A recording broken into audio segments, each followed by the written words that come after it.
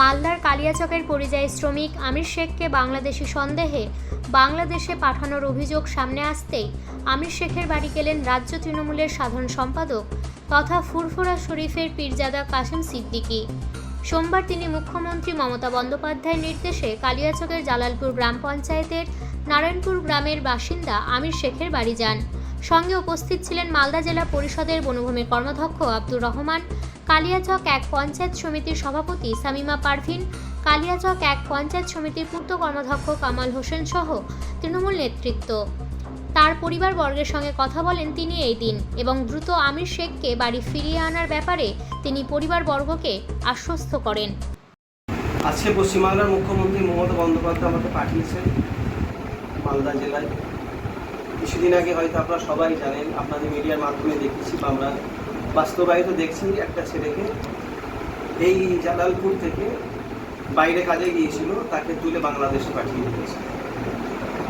মানে এই অত্যাচার, এই মানুষের উপরে যেভাবে অত্যাচার করছে, যেখানে বিজেপি শাসিত এলাকা আছে সেখানে বাঙালিদের উপরে বারবার অত্যাচার হচ্ছে। সেই অত্যাচারের মুখে ওই ছেলেটা পড়েছে। শুধু ও নয়, অনেকজন পড়েছে। পশ্চিমবাংলার মুখ্যমন্ত্রী মমতা বন্দ্যোপাধ্যায় আমাকে পাঠিয়েছেন। আমি তার বাবার সঙ্গে কথা বললাম, তার আত্মীয়জনের সঙ্গে কথা বললাম। কথা বলে আমি তাদেরকে আশ্বাস দিলাম যে যত তাড়াতাড়ি তোমার বাচ্চাকে তোমাদের বাড়িতে আমরা আনিয়ে দেবো। মানে আনিয়ে দিবেন তো কি ব্যবস্থা নিয়েছেন এখন পর্যন্ত? প্রশাসনিকভাবে কি ব্যবস্থা নেওয়া হচ্ছে? প্রশাসনে আজকে আমি এসপি সাহেবের সঙ্গে আলোচনা করেছি, ডিএম সাহেবের সঙ্গে আলোচনা করব, বা আইসি আজকে ফোন করেছিলাম, তার সঙ্গে ফোনে পাইনি। তো অবশ্যই রাজ্যের বহু জায়গায় আলোচনা চলছে, তো খুব তাড়াতাড়ি ও বাড়িতে চলে আসবে। এখনো ও কি অবস্থায় আছে আপনাদের জানা আছে? এখন সে বাংলাদেশে আছে, কি অবস্থায় আছে না আছে আমার তো ঠিক জানা নেই, কেন ওটা একটা আলাদা কান্ট্রি, আলাদা দেশ। কাইন্ডলি আপনার পরিচয়টা বলবেন।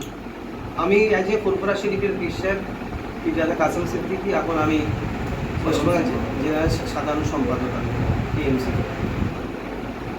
Thank you.